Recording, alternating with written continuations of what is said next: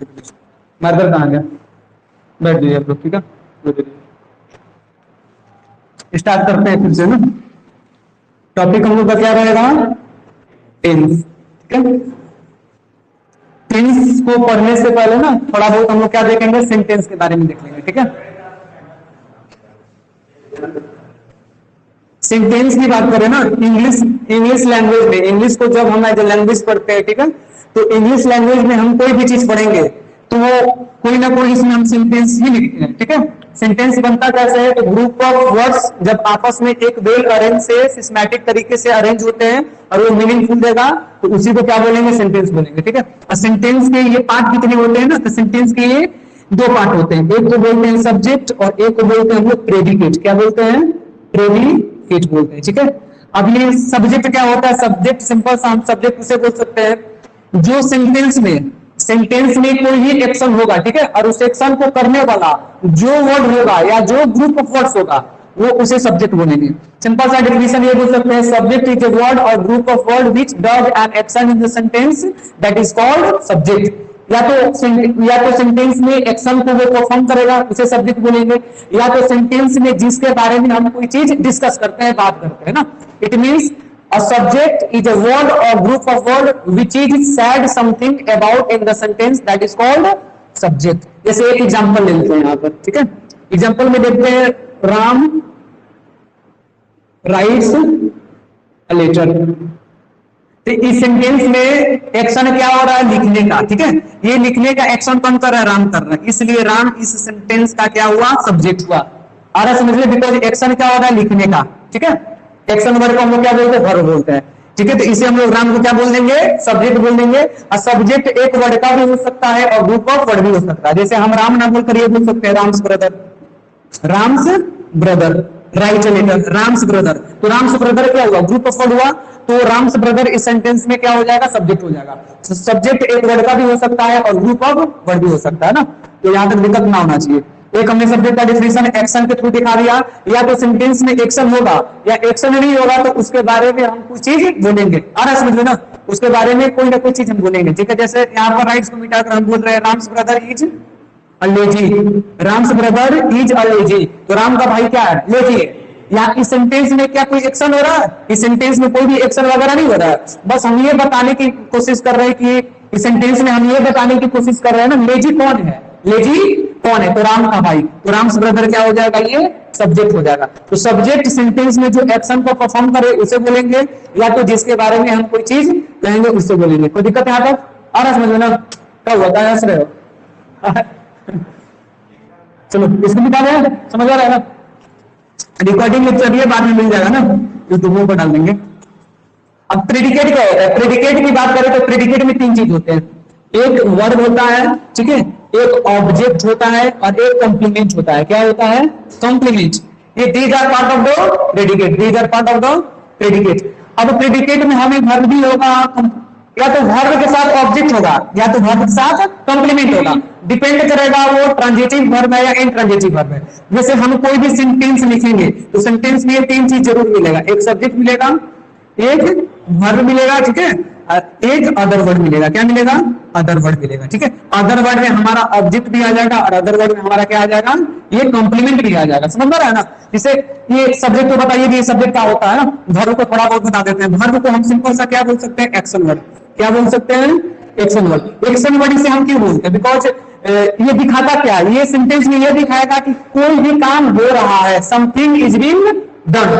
Verb को simple सा यदि डिफाइन करना तो बोल सकते हैं word that stand for doing और बीइंग। डूइंग और बीइंग, तो डूइंग का मतलब जो वर्ड करने को लगा देते, मतलब उससे ये पता चले कोई ना कोई चीज हो रहा है। जैसे अभी मैं क्या कर रहा हूं? I am teaching, teaching. तो इस सेंटेंस में टीच क्या हुआ? टीचिंग क्या हुआ? वर्ब का, बिकॉज यहाँ पर एक्शन हो रहा है। समझ में आया ना? तो जिस वर्ड से ये पता चले कि कोई ना कोई काम हो रहा है तो वही वर्ड क्या होगा? वर्ब होगा। तो वर्ब को एक्शन वर्ड भी बोलते हैं। वर्ब बीइंग वर्ड भी हो जाएगा। वर्ब क्या हो जाएगा? बीइंग वर्ड भी होगा, ठीक है। जब सेंटेंस में काम कराएगा तो एक्शन वर्ड, काम ना कराएगा, काम ना कराकर जैसे हम ये बोलेंगे, जैसे हमने एक एग्जांपल दिया था, Ram's brother is a lazy. तो क्या इसमें काम हो रहा था? काम नहीं हो रहा था ना, बस इसमें ये बोल रहे थे कि राम का जो भाई है वो कहाँ है? लेजी है। तो हम क्या करें? बता रहे हैं। तो ईज जो हुआ, ईज को हम लोग इसमें क्या बोल सकते हैं? बीइंग वर्ड बोल सकते हैं। और उससे पहले हमने बोला था Ram's brother writes a letter, Ram's brother writes a letter, writes a letter, writes a letter. तो उसमें राम का भाई काम कर रहा था, उसमें राइट्स क्या हो जाएगा, एक्शन वर्ड हो जाएगा। कोई दिक्कत यहाँ तक? दिक्कत होगा तो फिर से देख लेना है ना, इरेज कर दें। तो कोई भी सेंटेंस लिखेंगे तो कोई भी दुनिया का कोई भी सेंटेंस लिखेंगे तो की जरूरी है, सब्जेक्ट टाइप करेगा, वर्ब भी आएगा, अदर वर्ड भी आएगा। अदर वर्ड में हो सकता है या तो ऑब्जेक्ट है या तो कॉम्प्लीमेंट है, डिपेंड ऑन द वर्ब। यदि यहाँ का वर्ब हम का ट्रांजिटिव होगा, ठीक है, यदि यहाँ का वर्ब ट्रांजिटिव होगा तो क्या लेगा, ऑब्जेक्ट, क्या लेगा, ऑब्जेक्ट लेगा। तो कैसे पता करेंगे कि ट्रांजिटिव है या इंट्रांजिटिव है? तो एक मात्र क्वेश्चन पूछेंगे, व्हाट लगाकर, व्हाट लगाकर ना।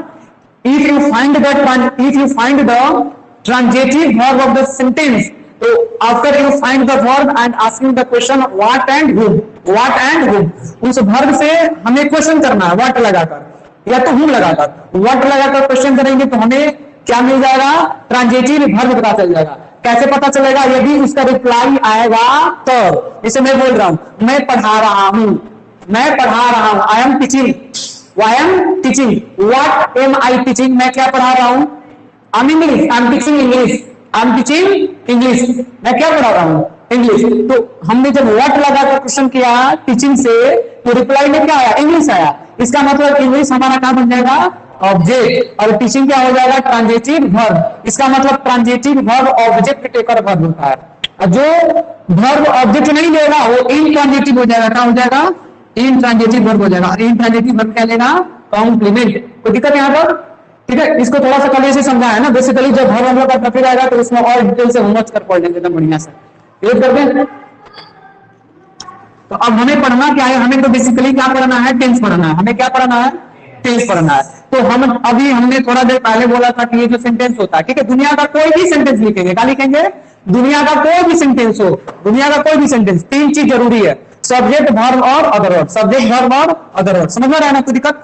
तो यहाँ पर करना क्या है, हम टेंस लिखेंगे, जिसे मान लीजिए आपसे दे देगा सेंटेंस, आपको एक लंबा सेंटेंस दे देगा, आप क्वेश्चन कैसे पूछेगा, दे देगा ना, उसको आइडेंटिफाई कीजिए। क्या कीजिए, आइडेंटिफाई, आइडेंटिफाई कीजिए को किस टाइप का टेंस है, किस टाइप का टेंस है, ठीक है। तो हम आइडेंटिफाई किसे करेंगे, किसी भी सेंटेंस को देकर यदि पूछे किस टाइप का टेंस है तो हमें आइडेंटिफाई करना है, लेकिन आइडेंटिफाई किसे करेंगे, उसके स्ट्रक्चर के बेस पर। किसके बेस पर, स्ट्रक्चर के बेस पर। समझ में ना, उसके स्ट्रक्चर के बेस पर हम क्या करेंगे, आइडेंटिफाई करेंगे। इसका मतलब हमें टेंस में क्या पढ़ना है, स्ट्रक्चर ही पढ़ना है। हमें टेंस को आइडेंटिफाई करना हो या टेंस को हमें स्ट्रक्चर लिखना हो तो हम ऐसा क्या चीज पढ़े कि हम टेंस को आइडेंटिफाई कर लें और टेंस को स्ट्रक्चर बना ले। क्या पढ़े, तो हमें केवल ये सेंटेंस में हमें केवल वर्ब पढ़ना है। क्या पढ़ना है, क्योंकि एक्चुअल में जो टेंस होता है ना, ये study of the form of the verb होता है। कोई आपसे पूछे टेंस का है तो क्या बताना है, tense is the study of the form of the verb. इसका मतलब टेंस में हम study of the form of the verb पढ़ते हैं। वर्ब का फॉर्म जो होता है ना, उसका स्टडी कर लेंगे अच्छे से, तो हमें वर्ब को, हम इस टेंस का, टेंस मतलब सेंटेंस को आइडेंटिफाई कर लेंगे कि किस टाइप का टेंस है, ठीक है। और हम टेंस का स्ट्रक्चर भी आसानी से लिख सकते हैं, हमें रटने की जरूरत ना पड़ेगा। आना समझ में ना। तो स्टार्ट करते हैं हम लोग basic form of the verb. और basic form of the verb हम क्यों पढ़ रहे हैं, बिकॉज हमें टेंस को आइडेंटिफाई करना है और हमें टेंस का स्ट्रक्चर लिखना है, इसलिए हमें पहले क्या पढ़ना पड़ेगा, basic form of the verb. क्योंकि टेंस का डिफिनेशन ही होता है tense is the study of the form of the verb. तो आगे आप लोग डाल लीजिए the basic form of the verb. Okay, अब बात करें basic form of the verb का, तो ये टोटल कितने होते हैं, 5 होते हैं। टोटल कितने होते हैं, 5 होते हैं। इसमें 5 में पहला हो जाएगा वर्ब का फर्स्ट फॉर्म, सेकंड हो जाएगा second form of the verb, third form of the verb, fourth form of the verb, ठीक है, fifth form of the verb. समझ में आ रहा? तो हमें बेसिकली इन 5 के बारे में पढ़ लेंगे बढ़िया से, तो हमें टेंस को आइडेंटिफाई भी करने आ जाएगा और टेंस का क्या स्ट्रक्चर होना चाहिए वो भी आ जाएगा एकदम अच्छे से, ठीक है, कोई दिक्कत। तो हम पहले वर्ब के फर्स्ट फॉर्म को पढ़ लेते हैं। किसको पढ़ लेते हैं, वर्ब के फर्स्ट फॉर्म को पढ़ लेते हैं।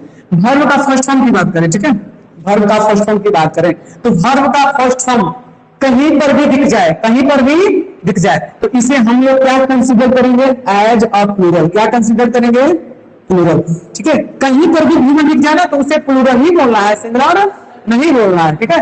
वर्ब का फर्स्ट फॉर्म कहीं पर भी दिख जाए, अब बोले कौन सा टेंस है तो केवल क्या बोल देना है, प्रेजेंट। क्या बोल देना, 8 मिनट पर प्रेजेंट। केवल दिख जाए वर्ब का फर्स्ट फॉर्म है क्या चीज, केवल क्या बोल देना, प्रेजेंट, कुछ नहीं, कुछ याद नहीं करना है। V1 लिखा प्रेजेंट, V1 लिखा प्लूरल, कोई दिक्कत। लेकिन V1 को कैसे आइडेंटिफाई करेंगे कि ये V1 ही है? आ रहा समझ में ना? हम कैसे आइडेंटिफाई करेंगे कि ये V1 ही है? तो इसको आइडेंटिफाई करने का सिंपल सा मतलब है वो ओरिजिनल होगा। क्या होगा? Original. Original in the sense कि वो डिक्शनरी से आएगा और वो कोई भी अपने साथ एडिंग वेडिंग नहीं करेगा। मतलब ना तो वो जोड़ेगा एक्स्ट्रा ऑर्डिनरी लेटर को, ना तो एस जोड़ेगा, ना तो आईएनजी जोड़ेगा, ना तो ईडी जोड़ेगा। मतलब कुछ भी चीज उसमें ना तो सफिक्स ऐड होगा, ना तो परफिक्स ऐड होगा। मतलब वर्ब से डायरेक्ट हम उठाएं और उसको लेकर सेंटेंस में फिट कर दिए बिना कुछ ऐड किए हुए, वो ओरिजिनल होगा। ओरिजिनल होगा तो उसको हम लोग क्या बोलेंगे? वर्ब का फर्स्ट फॉर्म बोलेंगे। इसका मतलब वर्ब का फर्स्ट फॉर्म हुआ तो वो एज ए प्लूरल कंसीडर होगा। टेंस में बोलेंगे तो वो प्रेजेंट बोलेंगे। कोई दिक्कत? जैसे इसमें हम लिख रहे हैं ईट, क्या हम ईट में कुछ चीज ऐड किए हैं? कुछ नहीं किए हैं। क्या हम प्ले में कोई भी चीज ऐड किए हैं? नहीं किए। इसका मतलब प्ले V1 है, ईट V1 है। अब V1 प्लूरल होता है तो इसका मतलब ईट भी प्लूरल है। इसका मतलब ईट प्रेजेंट है, क्योंकि V1 प्रेजेंट होता है और ईट V1 है तो ईट क्या हुआ? प्रेजेंट हुआ। प्ले V1 है, प्ले V1 है, ठीक है। अब V1 प्रेजेंट होता है तो प्ले भी प्रेजेंट है। V1 प्लूरल होता है तो प्ले भी क्या है? प्लूरल है। कोई दिक्कत? ऐसे ही कंसीडर करना है। समझ पा रहे हैं ना? कोई दिक्कत? तो V1 के बारे में ये 3 पॉइंट। पहला, ओरिजिनल होता है, डायरेक्ट डिक्शनरी से उठाएंगे, कुछ भी ऐड नहीं करेंगे। सेकंड क्या करना है? ये एज ए प्लूरल कंसीडर करेंगे। और थर्ड क्या करेंगे कि ये प्रेजेंट बोलेंगे। V1 दिख जाएगा ना सेंटेंस में, खाली बोल देना है प्रेजेंट, कुछ नहीं। आगे देख लेते हैं वर्ब के सेकंड फॉर्म में, ठीक है। वर्ब के सेकंड फॉर्म में, वर्ब की सेकंड फॉर्म की बात करें ना, वर्ब की सेकंड फॉर्म की बात करें तो वर्ब का सेकंड फॉर्म होता क्या है? पहले ये तो no similar no plural, no similar no plural. ये ना तो सिमिलर होगा ना तो प्लूरल होगा। समझ में आया ना? मतलब second form of the verb is neither similar nor the plural in the sentence. It means हम इसे ना तो सिमिलर कंसीडर करेंगे ना तो प्लूरल कंसीडर करेंगे सेंटेंस में, ठीक है। बताएंगे आगे, सारा चीज हम लोग पढ़ेंगे ना, सारा चीज। एक भी मिस्टेक ना होगा, कहीं ध्यान से क्या करना है? समझना है। ना समझ में आएगा तो दोबारा देख लेना है, ठीक है। ताकि रिकॉर्डिंग लेक्चर मिल जाएगा बाद में, ठीक है। वर्ब का सेकंड फॉर्म, जैसे हमने बोला था कि V1 क्या होता है? प्लूरल होता है। V2 ना तो सिंगुलर होगा ना तो प्लूरल होगा। मतलब इसमें काम ध्यान है ही नहीं। इस सिंगुलर प्लूरल काहे बता रहे हैं, लास्ट में बताएंगे ना, सारा चीज का रिव्यू लास्ट में कराएंगे, ठीक है। सेकंड फॉर्म, जिसे V1 प्रेजेंट होता है तो सेकंड फॉर्म पास्ट होगा। सेकंड फॉर्म क्या होगा? पास्ट। कहीं पर भी सेकंड फॉर्म दिख जाए तो कहा खाली बोल देना है पास्ट है। कहा है? पास्ट। आंख मंतर कुछ नहीं, खाली बोल देना ये पास्ट है। समझ में रहा है ना? खाली पास्ट है। तो दिक्कत? अब देखिए, जिसे हम V1 को बोले पहचानेंगे कैसे, आइडेंटिफाई कैसे करेंगे? ओरिजिनल होता है तो V2 को आइडेंटिफाई कैसे करेंगे? इसको आइडेंटिफाई करना होगा ना तो सिंपल सा इसमें ईडी दिख जाएगा। क्या दिख जाएगा? ईडी। कहीं कहीं ईडी दिख जाएगा ना तो OUGHT भी दिख जाता है, ठीक है। नहीं तो कहीं कहीं पर इसमें ईडी OUGT मतलब यही सारा दिख जाएगा, ठीक है। कुछ इसके एक्सेप्शन में, एक्सेप्शन ना बोलकर इससे वर्ब आप लोग पढ़ोगे ना तो इसमें दो टाइप का होता है, एक रेगुलर वर्ब होता है और एक इरेगुलर वर्ब होता है। रेगुलर वर्ब जिसमें नियम रूल चलता है, चेंज होने का ना, जिसे V1 से V2 बनाना है, सेकंड फॉर्म बनाना है, थर्ड फॉर्म बनाना है, तो क्या रूल है? उसको बोलते हैं रेगुलर वर्ब। अब कुछ ऐसे वर्ब होते हैं इरेगुलर होते हैं, उनका सेकंड फॉर्म बनाने का कोई भी नियम कानून नहीं रहता। जैसे हम बोल रहे प्ले, तो प्ले यहाँ पे V1 है, इसका सेकंड फॉर्म बनाना है तो क्या कर देंगे? ईडी जोड़ देंगे। क्या कर देंगे? ईडी। समझ में आया? प्ले V1 है तो प्लेड क्या हो जाएगा? V2 हो जाएगा। V2 का मतलब प्लेड इसमें क्या हो जाएगा? पास्ट हो जाएगा। क्या हो जाएगा? पास्ट हो जाएगा। लेकिन वही बात करें हम ईट, तो ईट का हमें सेकंड फॉर्म बनाना है तो हमें एक लिखना पड़ेगा। क्या लिखना पड़ेगा? एक। तो एक क्या हुआ? सेकंड फॉर्म हुआ। इसका मतलब एक ईट का सेकंड फॉर्म है और सेकंड फॉर्म पास्ट होता है तो एक क्या हुआ? पास्ट हुआ। तो दिक्कत यहाँ तक? तो कुछ ऐसे वर्ब होंगे ना जिनको याद रखना पड़ेगा, जैसे राइट का रोट, गो का वेंट, तो वेंट क्या है? सेकंड फॉर्म है। अब इसमें ये ईडी OUG वाला रूल नहीं चलता है ना, ये रेगुलर में चलता है। तो दिक्कत यहाँ तक समझ में रहा है ना? जैसे टीच का टॉट, टीच का टॉट, टीच का टॉट OUG जोड़ देंगे ना तो टॉट क्या हो जाएगा? सेकंड फॉर्म हो जाएगा। सेकंड फॉर्म फास्ट होता है तो टॉट भी फास्ट हो जाएगा। तो दिक्कत क्या तक ना होना चाहिए ना, मतलब ये ना तो सिंगुलर होगा ना तो प्लूरल होगा। कहीं पर भी V2 इसको क्या बोलेंगे? फास्ट बोलेंगे। तो दिक्कत। अब आगे हम लोग देख लेते हैं थर्ड फॉर्म का। आगे क्या देख लेते हैं? Third form of the verb. Verb का थर्ड फॉर्म की बात करें ना, वर्ब का थर्ड फॉर्म की बात करें, ठीक है। पहले इसको आइडेंटिफाई करेंगे तो इसको EM इंग्लिश में भी मिल जाएगा, ED मिल जाएगा, ठीक है, और OUGHT भी मिल जाएगा। समझ में रहा है ना? ये भी तीनों चीज मिल जाएगा, ठीक है। कोई दिक्कत यहाँ तक? तो वर्ब का थर्ड फॉर्म में भी EM AD या OUGHT जोड़कर हम बना सकते हैं, ठीक है। लेकिन इसमें ये चीज याद रखना है कि इसको लास्ट में बताएंगे, पहले जितना लेकर बता रहे हैं इसको लास्ट में बताएंगे। मतलब क्या डिफरेंट है, क्योंकि ईडी सेकंड फॉर्म में भी था, ओएसटी सेकंड फॉर्म में भी था, तो वर्ब के थर्ड फॉर्म में भी ईडी है, ओएसटी है, तो क्या क्या कुछ ना कुछ डिफरेंस होगा ना, उसको लास्ट में बता देंगे, ठीक है। अभी नहीं, अब इसको समझिए, वर्ब का थर्ड फॉर्म दिख जाए, वर्ब का क्या दिख जाए, थर्ड फॉर्म। जिसे V1 को क्या बोलते थे, प्रेजेंट, V2 को क्या बोलते थे, पास्ट, तो वर्ब का थर्ड फॉर्म कभी भी दिख जाए तो इसको बोलेंगे परफेक्ट। क्या बोल देंगे, परफेक्ट। क्या बोल देंगे, परफेक्ट। या इसी को हम लोग पार्टिसिपल भी बोलते हैं, लेकिन पार्टिसिपल कब बोलेंगे, पार्टिसिपल का मतलब होता है जब वर्ब का third form as an adjective की तरह काम करे। किसकी तरह काम करे, एडजेक्टिव की तरह, तो उसे हम लोग बोलते हैं पार्टिसिपल, खासकर पास्ट पार्टिसिपल बोलते हैं। वो नॉन फाइनाइट वर्ब का टॉपिक है, तब कभी हम लोग डिस्कस करेंगे तो वहां पर बढ़िया से पढ़ लेंगे वो सारा चीज। तो अभी ऐसे दिखेगा वर्ब का थर्ड फॉर्म, तो क्या बोलेंगे, परफेक्ट। क्या बोलेंगे, परफेक्ट, ठीक है। अब वर्ब का थर्ड फॉर्म हमेशा याद रखना, हमेशा, ठीक है।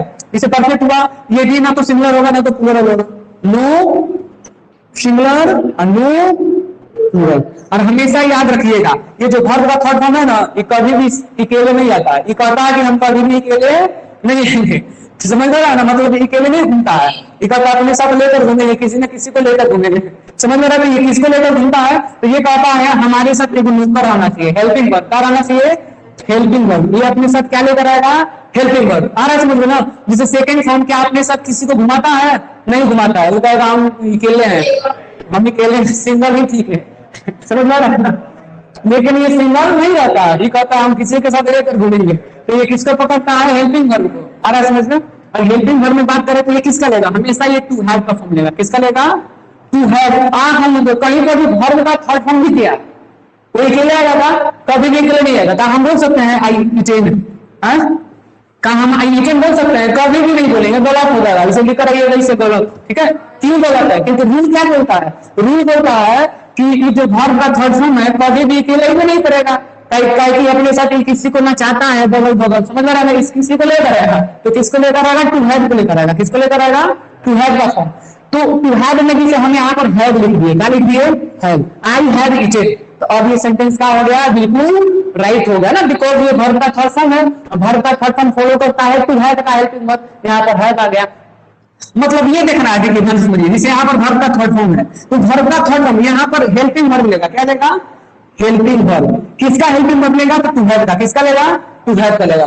टू हैव का आगे हम जब फॉर्म पढ़ाएंगे ना तो बताएंगे हैव हैज कब आता है, हैड कब आता है। जैसे हैव हैज आता है प्रेजेंट परफेक्ट में, तो बताएंगे काहे आता है, ऊपर आगे पढ़ेंगे। बस इतना, अभी इतना ही याद रखना है, वर्ब का थर्ड फॉर्म कभी भी अकेले नहीं आएगा, अपने साथ क्या लेकर आएगा, टू हैव का हेल्पिंग वर्ब लेकर आएगा। किसका हेल्पिंग वर्ब, टू हैव का हेल्पिंग वर्ब लेकर आएगा। कोई दिक्कत, आगे डाल लीजिए वर्ब का फोर्थ फॉर्म, अगवा डाल लीजिए वर्ब का फोर्थ फॉर्म। अब इसके बाद जब पढ़ा देंगे तो हम टेंस में कोई दिक्कत नहीं रहेगा, हम आंख बंद कर बोलना है, बोल भी सकते हो आप, ठीक है, लिखना है, लिख भी सकते हो, आइडेंटिफाई करना है, आइडेंटिफाई किया जाए, कुछ याद करने की जरूरत है ही नहीं। स्ट्रक्चर वगैरह जो रखते हैं ना, अब इसको ताहती ये वगैरह सुना पड़ेंगे, उस जमाना चला जाता है, कुछ कहता है राम आम खाता है, मन गीत डांस करता है, सीता गाती है, वो नहीं पूछता है, ठीक है। अब इसमें वर्ब का फोर्थ फॉर्म देख लेते हैं, वर्ब का फोर्थ फॉर्म। वर्ब का फोर्थ फॉर्म की बात करें ना, तो जो वर्ब का फोर्थ फॉर्म होगा, पहला नंबर इसको आइडेंटिफाई कैसे करेंगे, तो वर्ब के फर्स्ट फॉर्म में हम लोग क्या जोड़ देंगे, आईएनजी। क्या जोड़ देंगे, आईएनजी। वर्ब के फोर्थ फॉर्म में हम लोग क्या जोड़ देंगे, आईएनजी जोड़ देंगे, ठीक है। तो जब वर्ब के फोर्थ फॉर्म में हम लोग आईएनजी जोड़ेंगे तो ऐसा करने से इसे हम बीफोर बोलेंगे, ठीक है। अब बीफोर एज हम कंटिन्यूअस कंसिडर करते हैं। बीफोर मतलब कहीं पर दीजिए दिख जाएगा तो क्या बोलेंगे, कंटिन्यूअस। क्या बोलेंगे इसको, कंटिन्यूअस। अरे समझ में ना, वर्ब का फोर्थ फॉर्म कहीं दिख गया क्या बोल देना है, कंटिन्यूअस, आंख मिलकर कंटिन्यूअस। कोई दिक्कत, पहचानेंगे कैसे, एकरा में आईएनजी जुटा रहेगा। वर्ब के फर्स्ट फॉर्म ले लेंगे और एकरा में क्या जोड़ देंगे, आईएनजी जोड़ देंगे, तो ऐसा करने से क्या बन जाएगा, कंटिन्यूअस बन जाएगा। कोई दिक्कत। और ये कहता है कि हम भी के लिए नहीं आएंगे, ये भी कहता है कि हम ही के लिए ना आएंगे, ये भी कहता है कि हम किसी न किसी को घुमाएंगे बगल में, समझ रहा है ना। ये भी सिंगल नहीं रहना चाहता है, ये भी अपने साथ लेकर घूमेगा, हेल्पिंग वर्ब। क्या बोलेंगे, हेल्पिंग वर्ब। तो ये कहता है कि हम हेल्पिंग, सबका अलग अलग पसंद होता है, जिसे वो किसको उठाया था, टू हैव को, समझ रहा है ना। जिसे उसकी गर्लफ्रेंड थी वो, एक तरीके से हम बात करें तो, जिसे सिंगल डबल होता है ना, तो ऐसे समझिए, जैसे समझ में आ रहा है, खाली लिख करना है, समझ में रहा है ना। B4 और B3 कभी भी नहीं जाएगा सिंगल, एक अपने साथ घुमाएगा किसी को, सिंगल नहीं रहना पसंद करता। B3 सबका पसंद अलग अलग, B3 को कौन पसंद आएगा, टू हैव, समझ में रहा है ना, टू हैव। जिसे जीए बोलते, जीए का कॉमन वर्ड है, तो हेल्पिंग वर्ब क्या है, कॉमन वर्ड है। B3 भी हेल्पिंग वर्ब लेगा, B4 भी हेल्पिंग वर्ब लेगा, लेकिन डिफरेंस इतना है, V4 का पसंद कुछ और V3 का पसंद कुछ और। V3 हेल्पिंग वर्ब लेगा टू हैव का और V4 हेल्पिंग वर्ब लेगा टू बी का। किसका लेगा? टू बी का। तो जब हम टू बी का फॉर्म पढ़ेंगे ना, टू बी का फॉर्म V1 में क्या होता है, V2 में क्या होता है, तो अगला बता देंगे कैसे हम फिट करेंगे। हाँ, इज एम आर आज वाली तो सब आगे पढ़ेंगे, कोई दिक्कत यहाँ तक समझ गया ना? लिख करना है एकदम बढ़िया से। ये तो V4 दिख जाएगा तो कंटिन्यूअस। V4 की पहचान V1 में आईएनजी जुड़ जाएगा। V4 अपने साथ कभी भी अकेले नहीं आएगा, ये किसका हेल्पिंग वर्ब लेकर आएगा? टू बी का, टू बी का। इसको रेज कर देना। अब लास्ट बचा 4 विकल्प हम लोग ना B5। वर्ब का फिफ्थ फॉर्म, वर्ब का फिफ्थ फॉर्म की पहचान क्या है? एस दिख जाएगा। क्या दिख जाएगा? वर्ब के किसी भी मतलब वर्ब में यदि एस दिख जाए, कोई भी वर्ब उठाओ और ओकरा में एस है, आंख मुंह का क्या बोलना है? वो V5 है। क्या बोलना है? किसी भी वर्ब में एस दिख जाए, किसी भी वर्ब में एस दिख जाए तो खाली क्या बोल देना है? V5 है। अब V5 हमेशा सिंगुलर होता है। V5 हमेशा क्या होगा?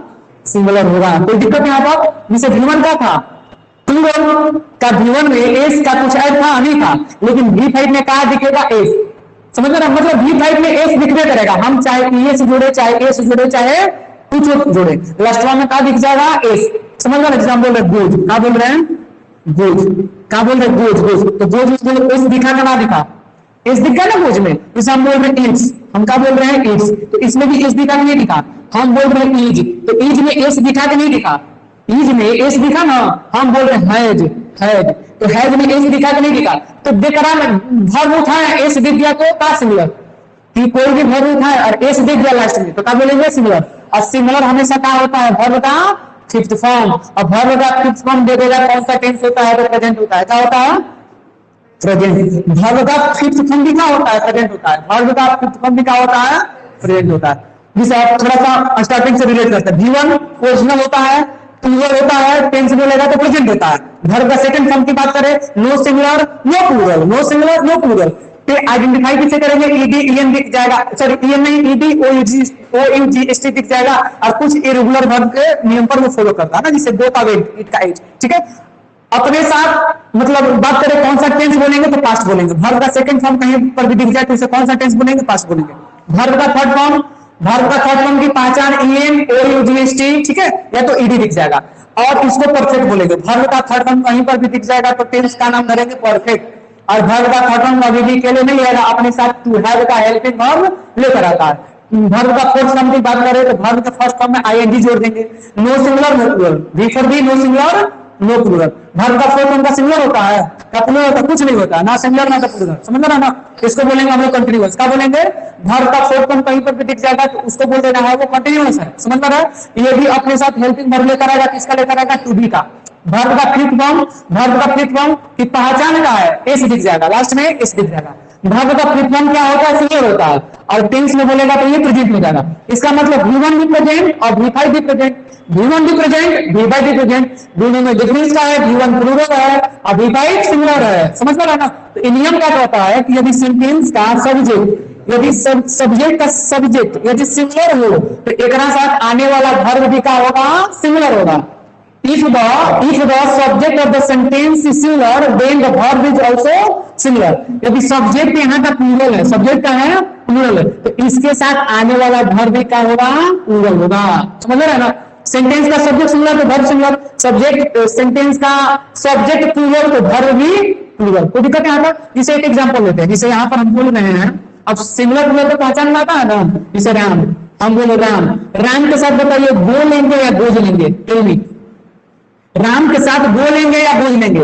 राम का है पहले ही पहचानिए, राम सब्जेक्ट है, सिंगुलर है तो प्लूरल है। राम सिंगुलर है तो प्लूरल है, सिंगुलर है। इसका मतलब रिफ्लेक्शन सब्जेक्ट लेगा, सिंगुलर नहीं लेगा। और सिंगुलर की पहचान का है एस दिख जाएगा। तो क्या जीरो में गो में एस दिख रहा है? गोज में एस दिख रहा है तो राम के साथ क्या हो जाएगा? गोज। लेकिन गो लगाना होगा तो वर्ब सब्जेक्ट का होना चाहिए प्लूरल। जैसे राम एंड श्याम, गो तो goes, go, Ram and Shyam go, because Ram and Shyam plural subject हो गया। दे गो या गो, बिकॉज दे प्लूरल है। अरे समझ लो ना? आई को हम एज अ मतलब प्रेजेंट में कंसीडर करते हैं ना प्लूरल ही, तो आई के साथ भी लगाना होगा तो प्लूरल ही लगाएंगे। आई गो, कोई दिक्कत? अच्छा ये बताइए कौन सा टेंस है? राम गोज बोल रहे हैं ना, तो राम गोज, गोज कौन सा टेंस है? V5 का। V5 कौन सा टेंस होता है? प्रेजेंट, बी फाइव दिख जाएगा तो प्रेजेंट। तो राम गोज कौन सा टेंस है? प्रेजेंट का पास्ट बोलेंगे ना बोलेंगे, कभी भी पास्ट नहीं बोलेंगे। अब इसको खाली क्या बोलेंगे? प्रेजेंट। आगे बताएंगे इस प्रेजेंट सिंपल प्रेजेंट बोलते हैं, काहे बोलते हैं, तो इसको थोड़ा सा हम और फ्लो चार्ट के थ्रू बता देते हैं। इतना समझ आ गया ना, कोई दिक्कत? तो आगे थोड़ा सा निकाल कर लिखेंगे, बस 5 मिनट का और चलेगा नहीं। उसके बाद इसको ना आगे हम क्या करेंगे, जो चीज यहाँ का मतलब जो इस क्लास में जितना बताएंगे अगले क्लास में कभी हम इसको डालेंगे, पढ़ाएंगे, तो जहां आज एंड करेंगे वहीं से हम स्टार्ट करेंगे अगले क्लास में ना। तो बस एक चीज खाली इसमें जान जाना है, ठीक है? इसको थोड़ा सा हम लोग कर लेंगे, ठीक है? जैसे यहाँ पर 3 का फॉर्म पूछता है ना, एक टू बी का, किसका पूछता है? टू बी का। एक बोलता है टू हैव का, किसका बोलता है? टू हैव का। और एक टू डू का, किसका बोलता है? टू डू का। ध्यान से समझिए, ठीक है? ये 3 चीज का आना चाहिए आपको, ठीक है? जैसे हमें V1, एक हम लोग पढ़े थे V2, एक क्या पढ़े थे V3, और एक पढ़े थे V4, और एक क्या पढ़े थे V5 पढ़े थे। कोई दिक्कत ना होना चाहिए। जिसे इसमें याद ये रखना है ना, टू बी का V1 क्या होता है? टू बी का V1 होता है एम आर। टू बी का V1 क्या हो जाएगा? M R. सेकंड फॉर्म क्या हो जाएगा? Was were. सेकंड फॉर्म क्या हो जाएगा? वाज और वर। समझ में आ रहा है ना? इसका थर्ड फॉर्म हो जाएगा बीइंग। थर्ड फॉर्म क्या हो जाएगा? बीइंग। अब फोर्थ फॉर्म क्या हो जाएगा? बीइंग। फोर्थ फॉर्म क्या हो जाएगा?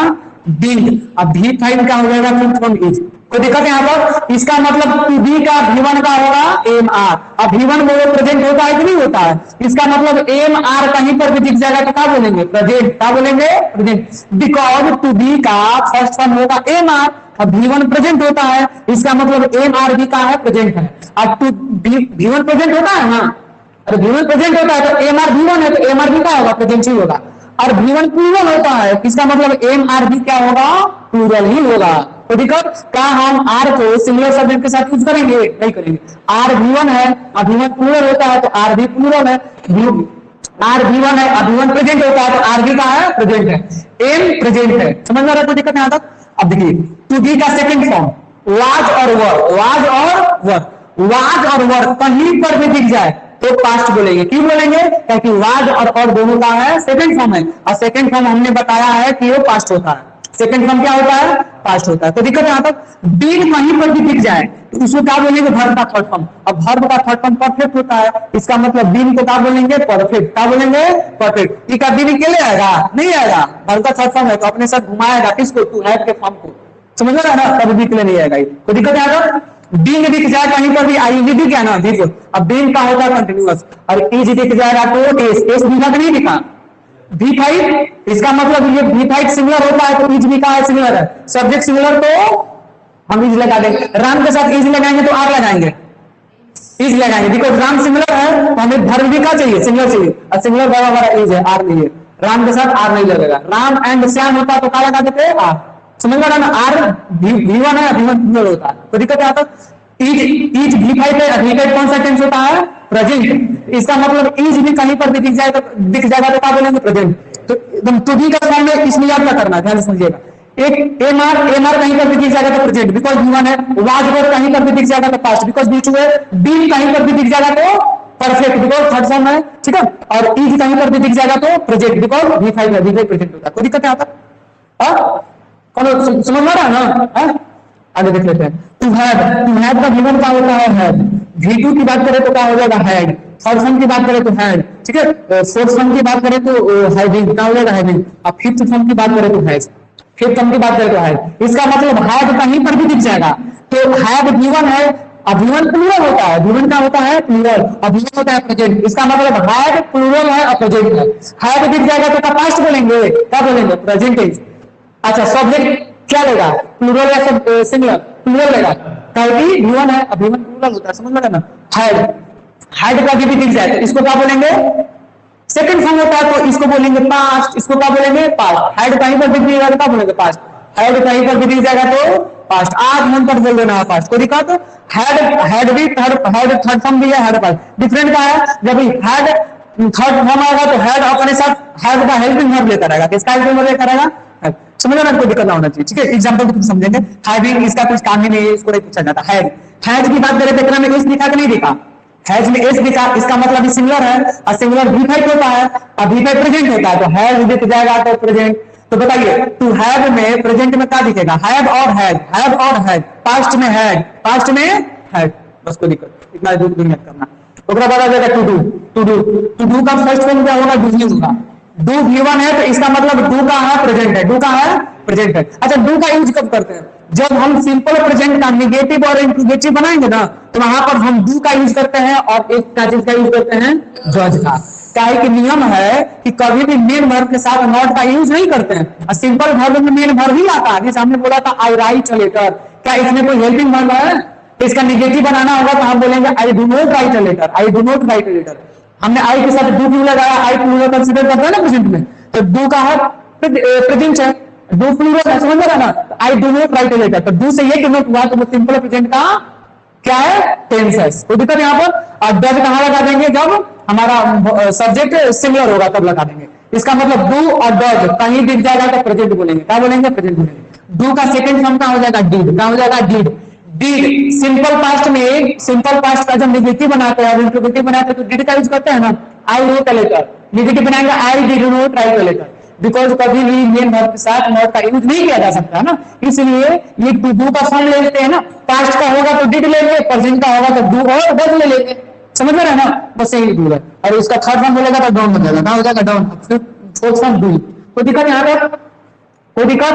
अब देखिए इसको करना था, ध्यान से समझिएगा, आप समझने वाला चीज आ गया है, ठीक है? ध्यान से एकदम। अब इसमें करना था जिसे ना, अब इस जो फ्लो चार्ट बनाया है ना इसी का यूज करना है। आप अब कोई भी हमें मतलब टेंस का नाम दीजिए, हम उसका स्ट्रक्चर बनाएंगे इसी फ्लो चार्ट के थ्रू। कोई भी टेंस का नाम हम प्रेजेंट परफेक्ट कंटीन्यूअस का ले लेते हैं। किसका ले लेते हैं? प्रेजेंट परफेक्ट कंटीन्यूअस का। ध्यान से सुनिए, यहाँ पे ले लेते हैं प्रेजेंट परफेक्ट कंटीन्यूअस टेंस। कौन सा टेंस ले लिए? Present perfect continuous tense. हमने स्टार्टिंग में क्या बोला था? टेंस को यदि स्ट्रक्चर लिखना है या टेंस को आइडेंटिफाई करना है तो हम किसको पकड़ेंगे? वर्ब को। क्या हमें सब्जेक्ट से मतलब है? क्या हमें अदरवाइज से मतलब है? नहीं है। इसका मतलब हम किसी भी टेंस का स्ट्रक्चर लिखेंगे, सब्जेक्ट उसमें आएगा ही आएगा और अदरवाइज उसमें आएगा ही आएगा। खाली बदलेगा क्या? According to the tense change हो जाएगा वर्ब का फॉर्म। तो हमने बोला टेंस का नाम प्रेजेंट परफेक्ट कंटीन्यूअस। बोलिए कंटीन्यूअस है, कंटीन्यूअस बताइए वर्ब का फोर्थ फॉर्म होता है कि नहीं होता है? अब क्या वर्ब का फोर्थ फॉर्म अपने साथ निकले आएगा? कभी नहीं आएगा अपने साथ। वो टू बी का हेल्पिंग वर्ब लेकर आएगा। टू बी का क्या लेकर आएगा? Helping verb. तो हम टू बी का हेल्पिंग वर्ब क्या चीज मिलेंगे? क्या चीज मिलेंगे? प्रेजेंट में क्या चीज मिलेंगे? क्योंकि कंटीन्यूअस है। नहीं, यहाँ पर क्या है? मिलेंगे प्रेजेंट, प्रेजेंट परफेक्ट। यहाँ पर क्या बैठा है? परफेक्ट। हमें टू बी का क्या चाहिए? परफेक्ट। टू बी का परफेक्ट का मतलब थर्ड फॉर्म। टू बी का थर्ड फॉर्म क्या है? तो हमें यहाँ पर क्या लेना पड़ेगा? बीन। क्या लेना पड़ेगा? बीन। अब देखिए बीन बोलिए वर्ब का थर्ड फॉर्म है कि नहीं है? अब वर्ब का थर्ड फॉर्म कहता है कि हम अपने साथ हेल्पिंग वर्ब लेकर आएंगे। किसका? टू हैव का। तो हमें टू हैव का हेल्पिंग वर्ब चाहिए, इसका हेल्पिंग वर्ब चाहिए। लेकिन यहाँ पर क्या लिखा है? प्रेजेंट। तो टू हैव का हमें क्या चाहिए? प्रेजेंट। प्रेजेंट का मतलब V1 और प्रेजेंट का मतलब V5। तो हमें हैव का हैव लेना पड़ेगा और हैज लेना पड़ेगा।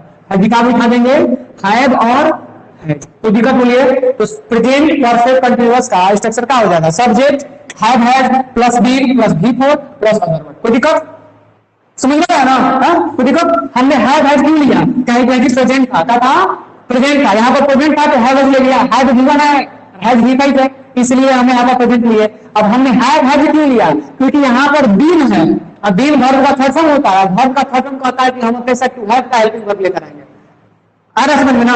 और ये बीन है, बीन तब ये V4 है। V4 भी कहता है हम अपने साथ हेल्पिंग वर्ब लेकर आएंगे। ये कहता है हम टू बी का लेंगे, टू बी का लेंगे। ये परफेक्ट, टू बी का परफेक्ट इस कंटीन्यूअस के पहले परफेक्ट था तो टू बी का परफेक्ट बीन हो जाएगा। अब परफेक्ट के पहले यहाँ पर प्रेजेंट था तो टू हैव का हमें प्रेजेंट लेना है। अब भाई हम प्रेजेंट मिलाकर बोल देंगे पास्ट परफेक्ट कंटीन्यूअस का स्ट्रक्चर लिखिए। बताइए कंटीन्यूअस का तो V4 आगे करेगा, अब परफेक्ट लिए बताइए बीन आगे करेगा। बदलेगा था खाली कि पास्ट, मतलब यहाँ पर जो बीन भी तो टू हैव का हेल्पिंग वर्ब लेगा, लेकिन वो टू हैव का हेल्पिंग वर्ब लेगा तो पास्ट का लेगा। पास्ट का मतलब V2, टू हैव का V2 का होता है हैड। तो हम हैव और हैज मिलाकर क्या कर देंगे? हैड। याद करने वाला क्या इसमें कोई भी रूल है? नहीं है। टेंस का नाम लिखना है और टेंस का नाम लिखकर खाली वर्ब के फॉर्म को बैठा देना है। सब्जेक्ट और अदर वर्ड सब में आएगा, केवल क्या वैरी करेगा, क्या बदलेगा?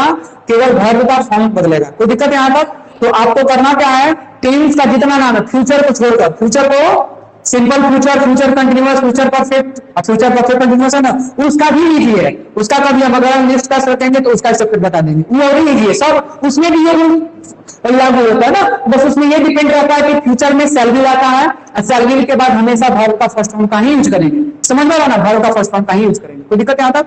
तो आज की क्लास हम लोग यहीं तक एंड करते हैं, ठीक है? क्या हुआ?